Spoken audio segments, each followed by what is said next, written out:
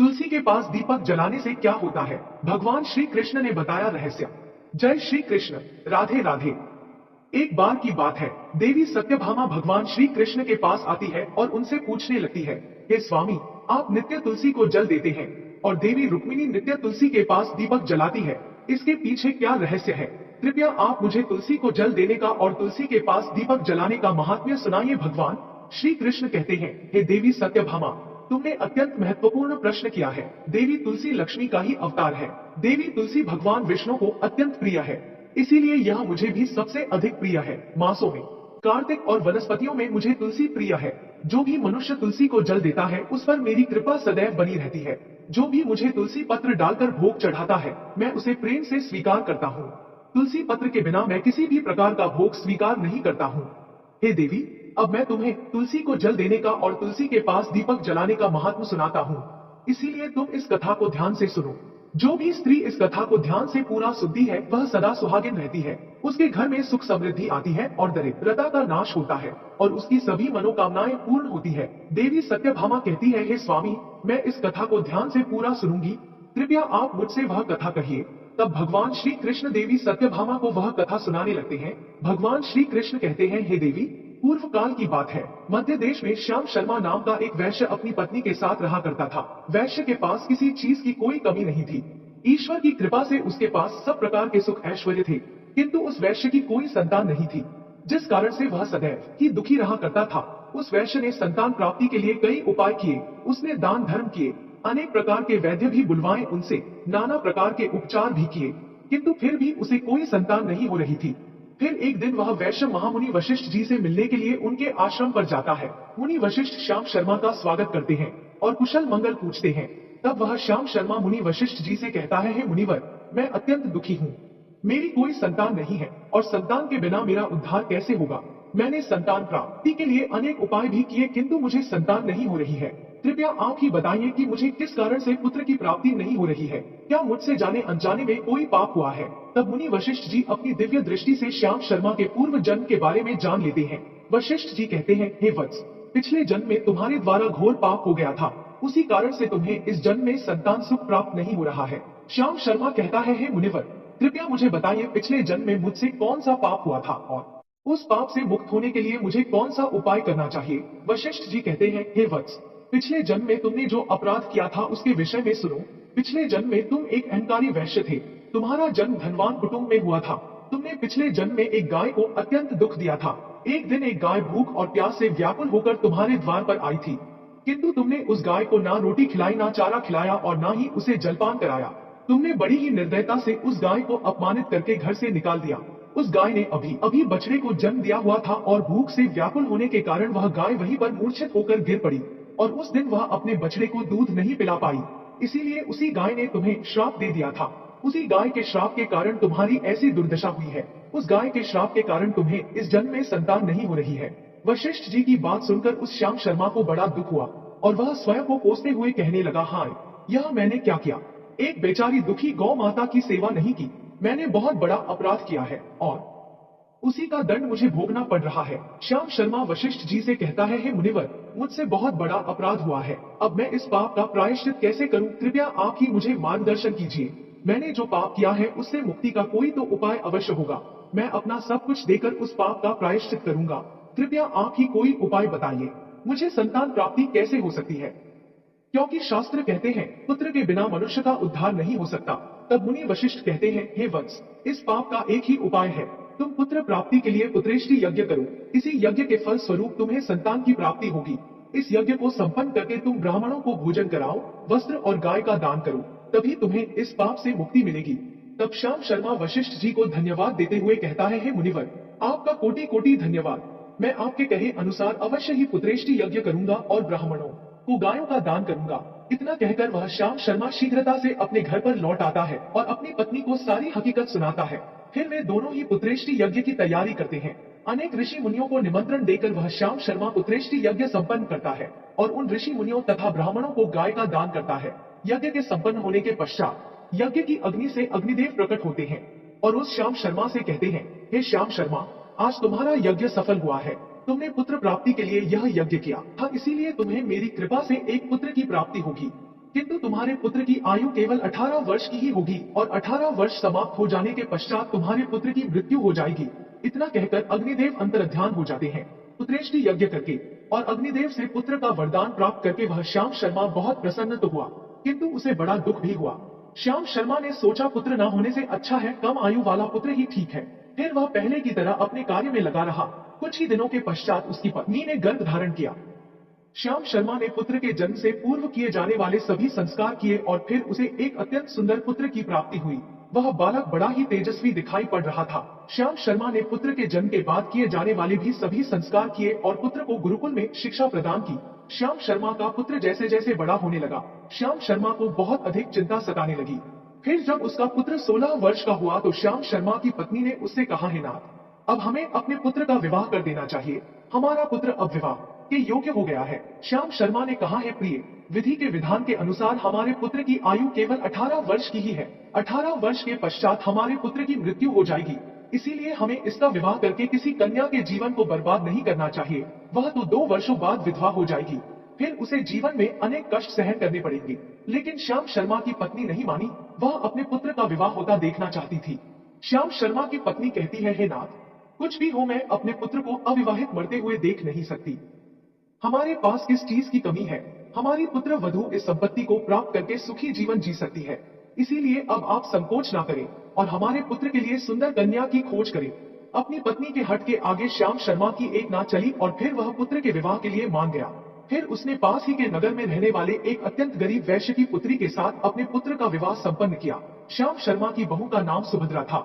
वह अत्यंत गुणवान, चरित्रवान और पतिव्रता नारी थी। वह अपने पति के मृत्यु की बात को नहीं जानती थी। सुभद्रा नित्य अपने सास ससुर और अपने पति की सेवा करने लगी।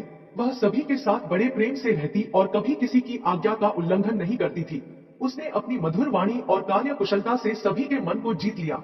इस प्रकार से 2 साल बीत गए और फिर वह समय निकट आ गया जब श्याम शर्मा के पुत्र की मृत्यु होने वाली थी। श्याम शर्मा को बड़ा भय लगने लगा।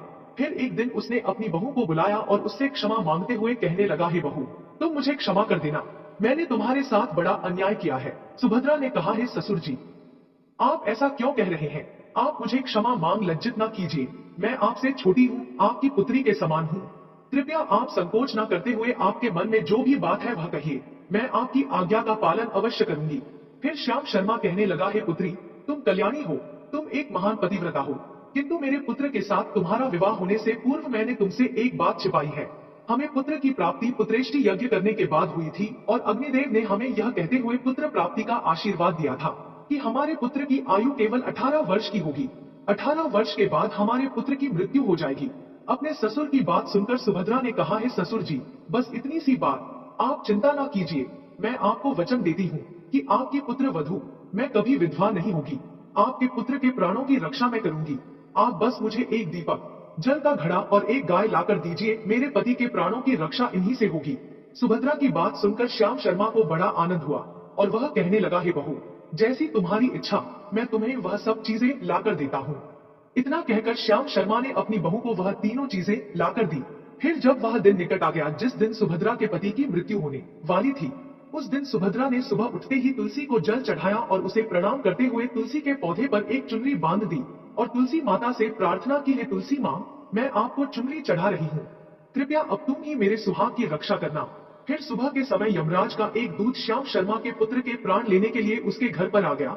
जैसे ही वह घर में प्रवेश करने लगा तब तुलसी के पौधे ने उसे रोक दिया और कहा, है यमदूत, इस घर में निवास करने वाली स्त्री ने मुझे चुनरी चढ़ाई है और इसीलिए अब इसके सुहाग की रक्षा मैं कर रही हूँ। तुम इसके घर में प्रवेश नहीं कर सकते। इतना कहकर तुलसी ने यमराज के उस दूत को घर में जाने से रोक दिया। वह दूत भयभीत होकर सुभद्रा के पति के प्राण लिए बगैर ही यमपुरी लौट गया। यमपुरी में जाकर उसने यमराज से कहा, है धर्मराज, मैं धरती लोक पर एक पुरुष के प्राण लेने के लिए गया था, किंतु तुलसी के पौधे ने मेरा रास्ता रोका। उस तुलसी के पौधे के कारण मैं घर में प्रवेश नहीं कर पा रहा हूँ। इस बात पर यमराज को बड़ा क्रोध आ गया। फिर उन्होंने अन्य 2 दूतों को बुलाया और कहा, है दूतों, तुम अब शाम के समय सुभद्रा के घर पर जाओ। जब तुलसी का पौधा सो रहा होगा तुम उसके पति के प्राण लेकर यमलोक आ जाओ। फिर शाम के समय यमराज के 2 दूत सुभद्रा के घर की ओर निकल पड़े। सुभद्रा ने शाम होते ही तुलसी के पास एक दीपक जला दिया और उससे प्रार्थना की, है दीपक, अब तुम ही मेरे पति के प्राणों की रक्षा करो। यम के दूत मेरे पति के प्राण लेने के लिए आ रहे हैं। फिर शाम हो गई, तुलसी का पौधा सो गया और यमराज के दो दूत सुभद्रा के घर के सामने आकर खड़े हो गए और सोचने लगे, अब तो इस मनुष्य के प्राण लेकर ही हम यमपुरी लौटेंगे। जैसे ही यम के दूत सुभद्रा के घर में प्रवेश करने लगे, तब तुलसी के पास लगाए हुए दीपक ने उनका रास्ता रोक दिया और कहा, हे दूतों, तुम अब इस सुभद्रा के पति के प्राण नहीं ले जा सकते। उस स्त्री ने मुझे प्रज्वलित करके उसके पति के प्राणों की रक्षा करने की प्रार्थना की है, इसीलिए अब मैं उसके पति के प्राणों की रक्षा कर रहा हूँ। इसीलिए तुम आज उसके पति के प्राण नहीं ले जा सकते, तुम यहीं से लौट जाओ, नहीं तो मैं सब कुछ जलाकर भस्म कर दूंगा और मेरी अग्नि में तुम दोनों भी जलकर भस्म हो जाओगे। उस दीपक की बात सुनकर यमराज के दोनों दूत अत्यंत भयभीत हो गए और फिर से लौटकर यमराज के पास चले गए। वहां पर जाकर उन्होंने यमराज को सारा वृतांत सुनाते हुए कहा, हे धर्मराज, आपकी आज्ञा का पालन करते हुए हम दोनों शाम के समय उस पुरुष के प्राण लेने के लिए गए थे, किंतु तुलसी के पास लगाए हुए दीपक ने हमारा रास्ता रोक दिया, इसीलिए हम खाली हाथ ही लौट आए हैं। यह सुनकर यमराज को बड़ा क्रोध आ गया। फिर उन्होंने अन्य 4 दूतों को बुलाया और कहा, हे दूतों, अब तुम सुबह उस सुभद्रा के जागने से पहले जाओ और उसके पति के प्राण लेकर आ जाओ।